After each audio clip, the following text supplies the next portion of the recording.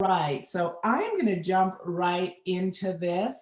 I'm going to get us started. As I said, welcome to Mindset Mastery. My name is Suzanne Hart.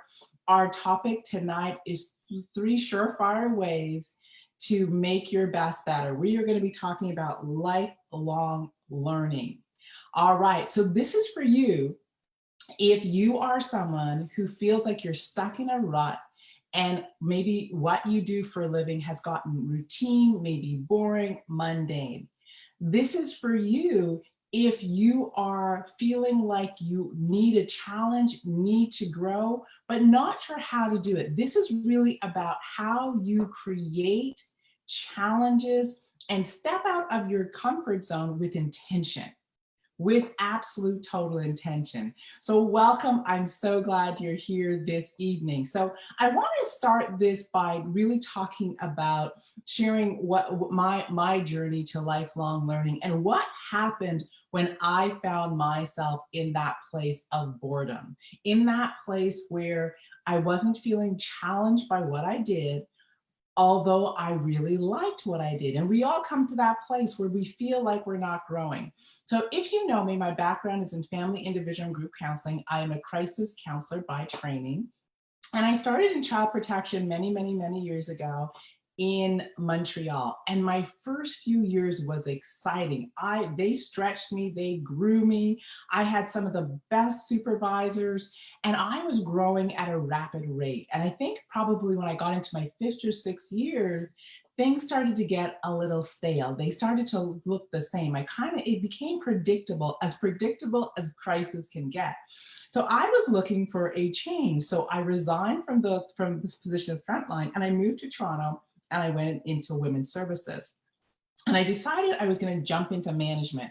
I had not managed anything in my life. I had never held a management position, but I felt in my heart of hearts that I had the experience to do this. So I remember sitting for my interview and answering questions to the best of my capability based on the experience I had, although I had never actually sat in that type of position. And I got the position and it stretched me for about 2 years. And then again, it started to plateau. And then they expanded my position and I got more responsibilities and it stretched me again. And I started going through this cycle of that routine for my 8 years in management. And what I was doing, I was moving laterally. And every time I made a lateral move, it would stretch me. And I was excited for a moment. And then once that passed, I would be looking for something else. Then came the time where there was nowhere else to go. I describe it as I'd hit my head on the glass ceiling and I was pushing the envelope, telling people about all the creative things we could do. And they were saying, no, that we don't do that. We don't do that. And so I was feeling limited. I was feeling stretched and I was getting frustrated. And on top of that, I was no longer enjoying what I was doing because it had become familiar. So how many of you put in the comments section if you're in a place where you are familiar? And I know when we did the survey, some people said that it was comfortable. Comfortable. Now I will say to you, comfortable is a dangerous place to be. When we are comfortable, we are no longer being challenged, we are no longer being stretched, and we are sitting in this place of mediocrity. We are comfortable. So yes, comfortable may feel safe, but comfortable does not make your best better. It doesn't challenge you, rather, to make your best better. It doesn't promote this thing called lifelong learning. So when I found myself in that place and I hit my head on the proverbial ceiling and the only other position that was available was not a position I wanted, I had to make a decision. And I think it was about 16 years ago, I decided to quit my job. At the same time, I decided to get divorced. I sold my house and moved and left Toronto. Can you throw yourself way outside of what was comfortable? And that's exactly what I did. And I was petrified. I was nervous. I was totally in my unknown, but I'll tell you one thing, I felt the most alive I had felt in years.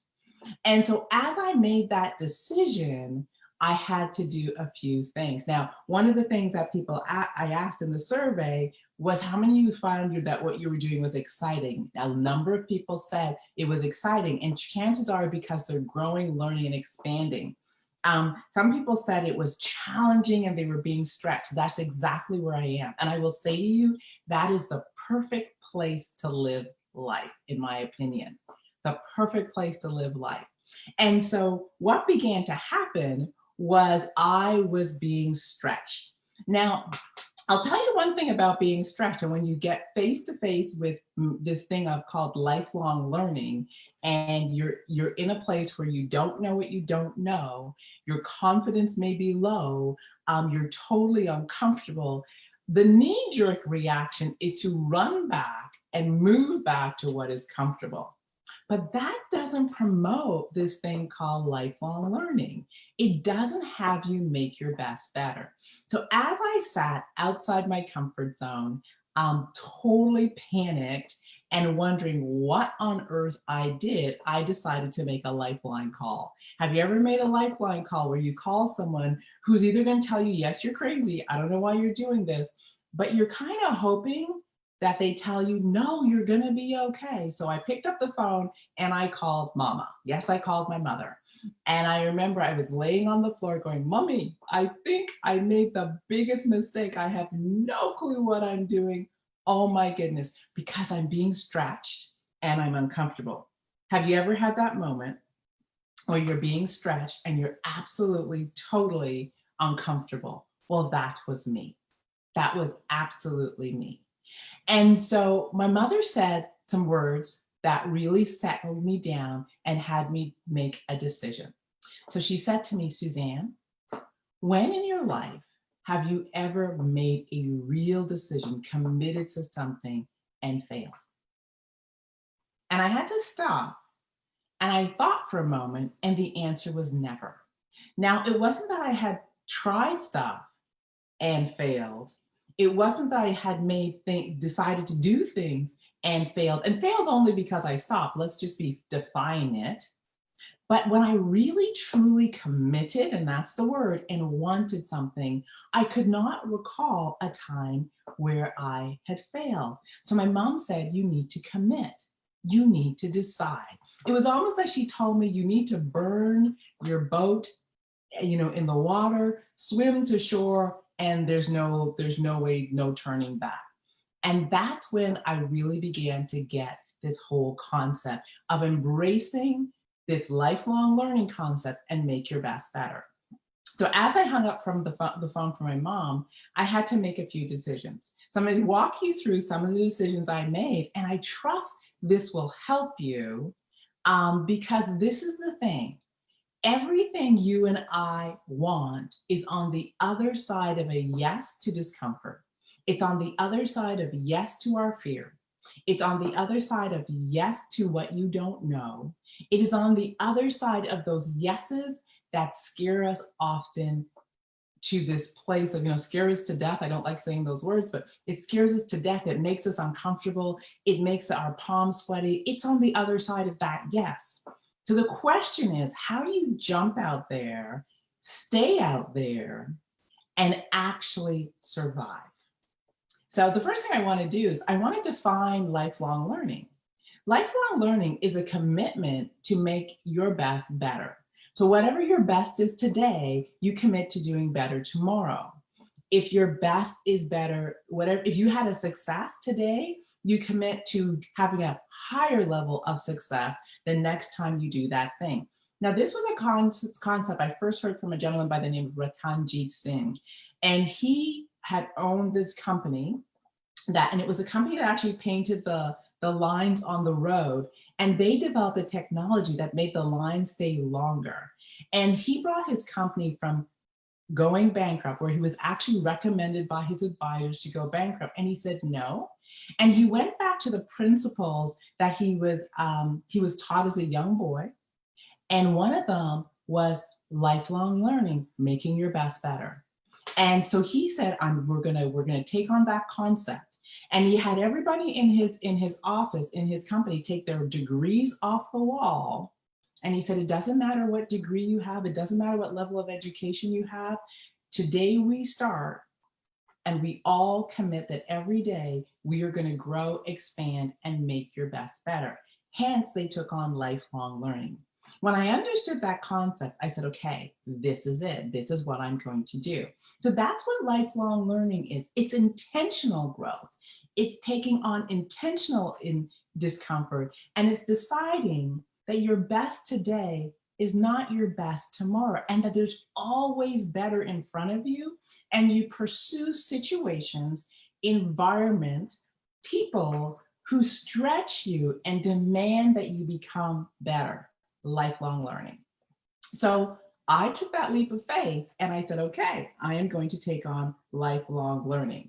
So this is what I actually began to do. So I'm going to tell you some of the steps I had to go through to actually live outside what was comfortable and embrace the discomfort and take on this knowing that I was going to learn if I was able to sit out there and weather, if you will, the discomfort. So the first thing is I had to have a vision, and I call it a vision worthy of my life, a vision that pulled me and was worth being uncomfortable, right? So I had a vision of a house in the hills overlooking the ocean, and I wanted to build a life that was different, a life that would allow me to travel, a life that gave me time, freedom, and a life that allowed me to live anywhere I wanted and work from anywhere I wanted.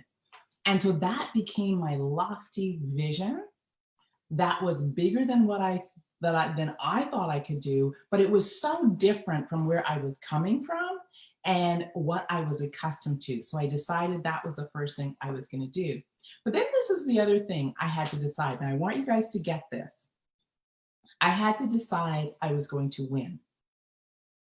Now, whenever you take on lifelong learning, you don't try lifelong learning. You don't try to make your best better. You've got to take on that. If I'm taking this on, I am going to win. So I had to decide that I was going to win. And the thing about deciding that you're going to win, that means you're in it. You're in it to win it. So I had to make sure, and I had to make that commitment that I was going to do this till I win. Then I had to plan to embrace my fears. Now I want you guys to get this.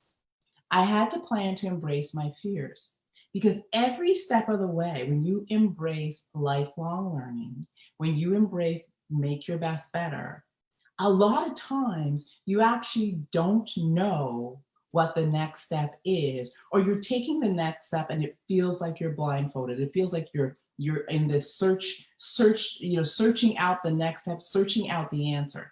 So and it creates a lot of discomfort, and I had to embrace my fear. But I want to talk about what embracing your fear means.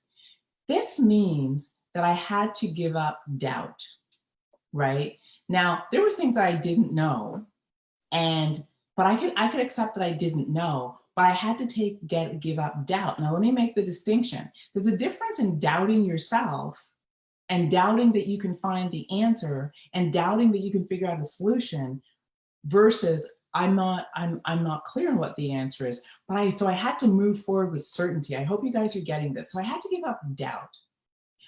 But when I had to give up doubt, it also meant I had to give up this thing called indecision. How many of you are caught in indecision? You don't like making decisions unless you're certain you're right. And so in order to take on lifelong learning and this concept of making my best better, I had to give up indecision. So even if I didn't know what I didn't know, I had to make a decision. So I had to create, I really had to make up the decision. So in my ability to make up decisions, I had to embrace my fear. And we talk about this a lot in Mindset Mastery in terms of embracing my fear. And so fear shows up as procrastination. It shows up as questioning my own self-worth and my own self-esteem. It shows up as I can't. It shows up as overwhelm. It shows up in all these different ways. So I had to really begin to acknowledge and understand how my fear was showing up, how my indecision was showing up, how my indifference was showing up, how my resignation was showing up. Those were all different ways that I was manifesting, avoiding facing my fear. And so in those moments, I was required to choose. That's the key word, to choose to decide on an action and act. Now, this was the other thing I want you guys to get. Not only did I have to decide to make a decision, I had to understand that a decision was only real when I took action. How many of you caught yourself saying you've made a decision, but then you're researching, you're studying, you're watching videos, you're commiserating, you're talking to friends, you're learning, but you haven't moved yet. You're in the thought process. You're not in decision yet. Decision is real when action is taken. So I had to give myself clear timelines, clear deadlines, and take action. In order for all of this to work, I also had to be willing to redefine failure. So for me, I say to myself that there's only learning and growing opportunities. Failure is only present in my world when I throw my hands up and I actually give up. Until then, I just have learning opportunities, growth moments, and opportunities to pick up lessons that are going to allow me to examine, evaluate, and course correct. So I had to really redefine failure. Now I got to tell you, and if you get this and if you know me, that meant I had to give up my need to look good. I had to give up my need to be right. I had to give up my need to have the answers. I had to give up my need to look like what I call was a professional. I had to give up all of those. And I had to be willing to sit in, I don't know.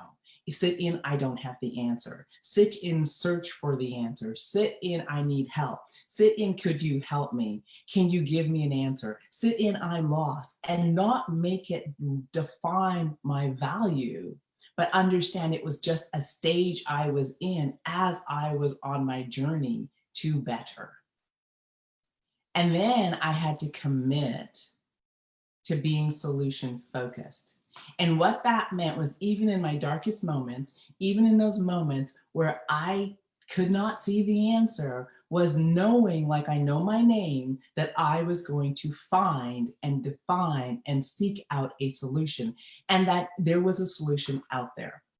Now, this is how this works for me, is that I know, I believe this, and tell me if this makes sense to you, is that if I'm blessed with an idea, if I'm blessed with something that's going to grow me, expand me, make me better, and I've got stepped outside of my comfort zone, my belief, now this is how the story I tell myself, is that if I was blessed with this idea, within me is everything I need to have it happen.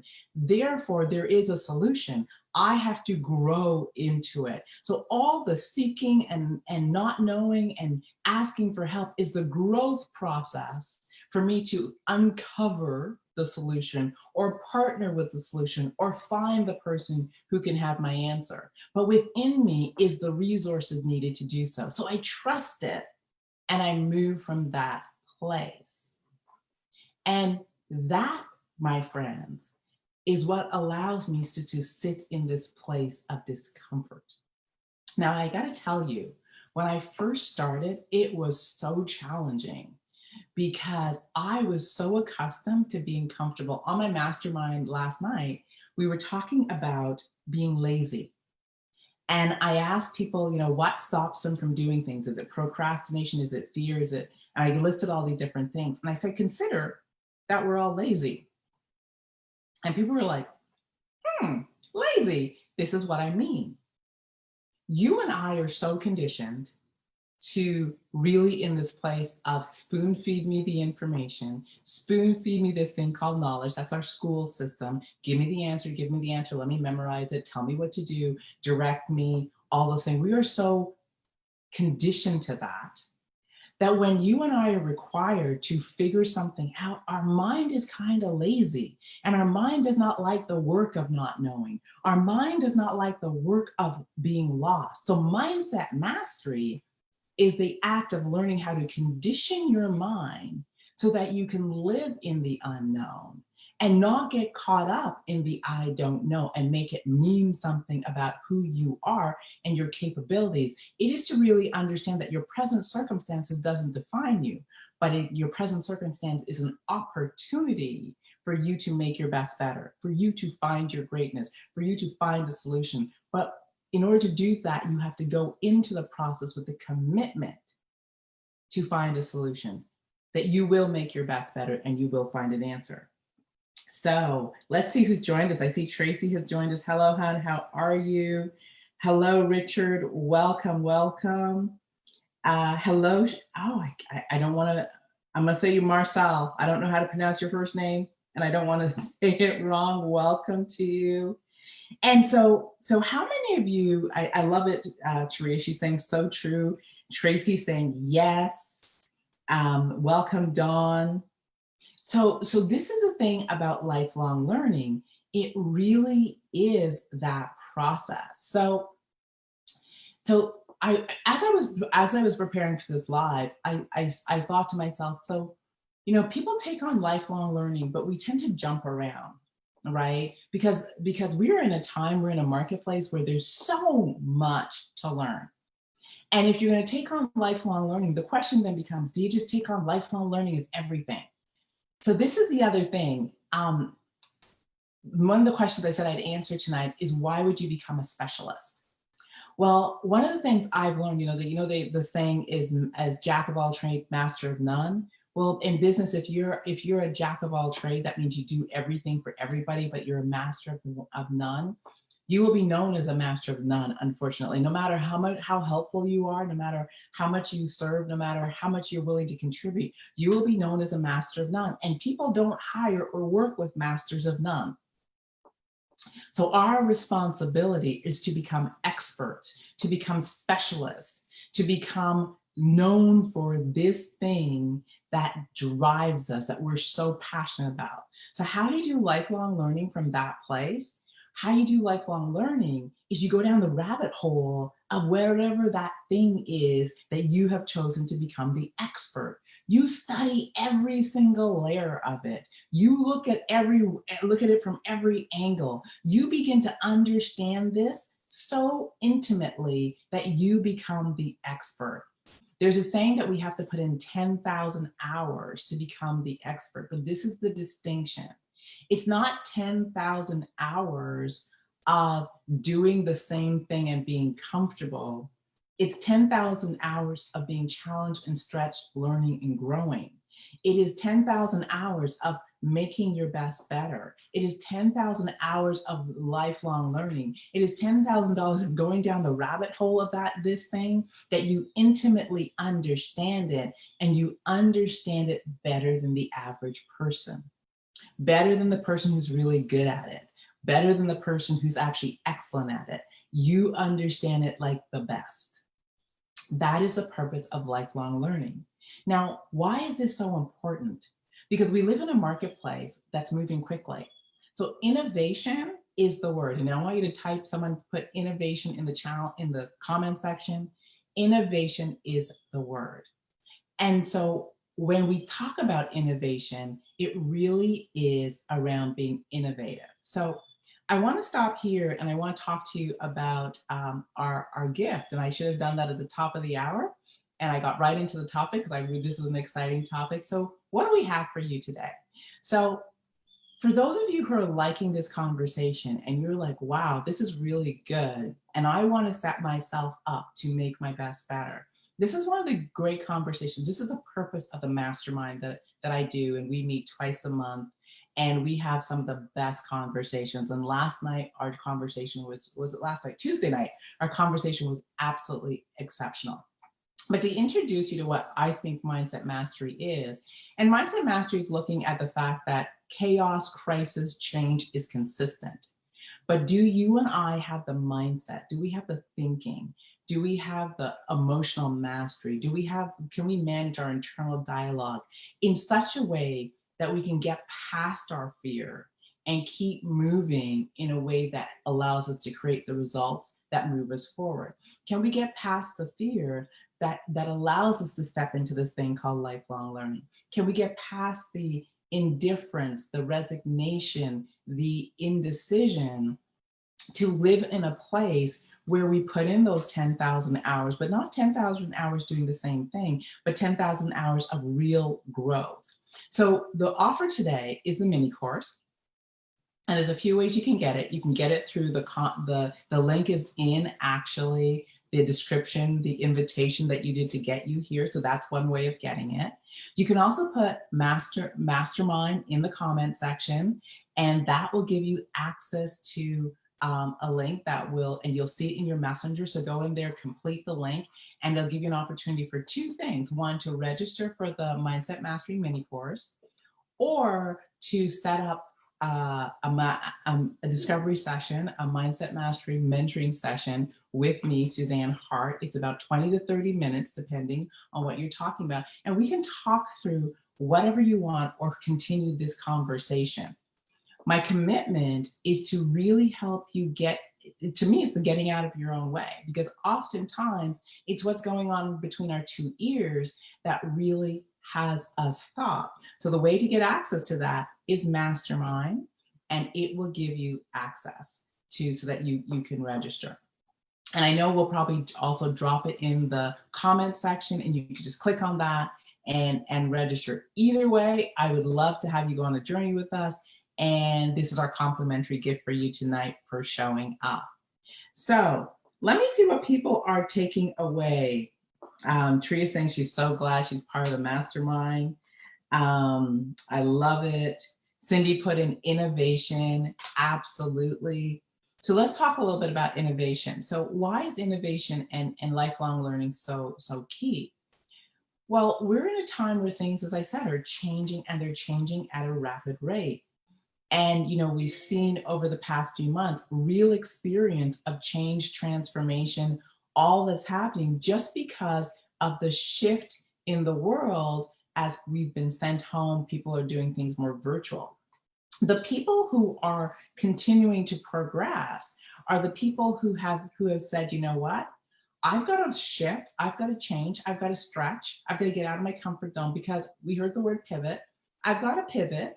Some people pivoted. Some people just looked at doing things differently. Some people began to examine. But the key thing was they were able to learn on the fly, adjust, so they can keep moving.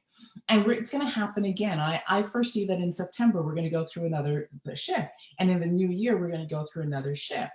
And so innovation is your ability to innovate and adapt as the market changes.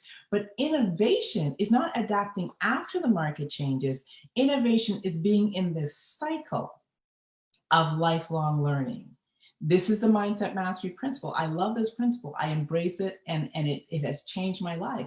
It's being in the cycle of lifelong learning such that you are always in the stage of innovation, and your thing is to be ahead of where the market's going, to be ahead of where things are happening. So one of the things, just a great example, is I started my mastermind, I think 4 years ago, and it's been virtual for over 4 years. And when I started it, people would tell me, people aren't going to meet virtually twice a month. Well, we've been doing it for 4 years.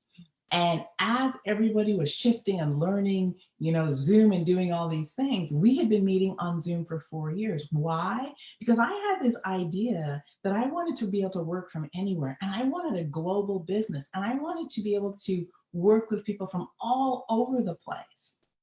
And so the only way to do that was virtual. So I got innovative and I started this process. Now everybody's doing this process. That was just me trusting my own intuition, trusting my own gut, and then taking on learning how to do it, learning how to master the skill of doing it.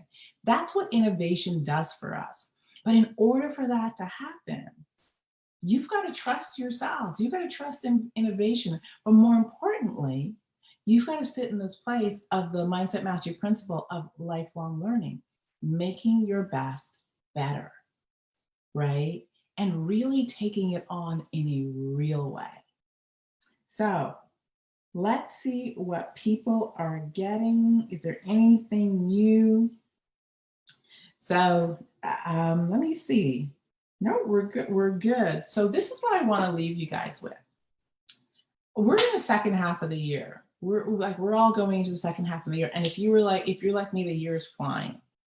And this is a great place to reevaluate your goals, reevaluate your vision, do an inventory of where you are. And then ask yourself, where am I going to be required to get uncomfortable? What am I going to have to learn? What action might I have to take that I haven't been taking? Where have I been in inaction and maybe in indecision, letting fear stop me? And take it on of saying, you know what?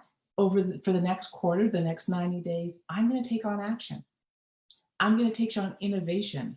I'm going to take on the lifelong learning, and I'm going to be intentional, and that's a word, of working beyond that which is comfortable, and really creating a situation where I stretch and grow and I make my best better. With that, everyone, my name is Suzanne Hart. Thank you so much for joining me. I will be back here next week, Thursday, 7 p.m. Eastern Standard Time. Look for the invitation, look for the topic, register, come back and join us, share it, bring friends, and blessings to each of you. And thank you for joining me. Take care. And I love the hearts. Thank you. And I will see you back here next week.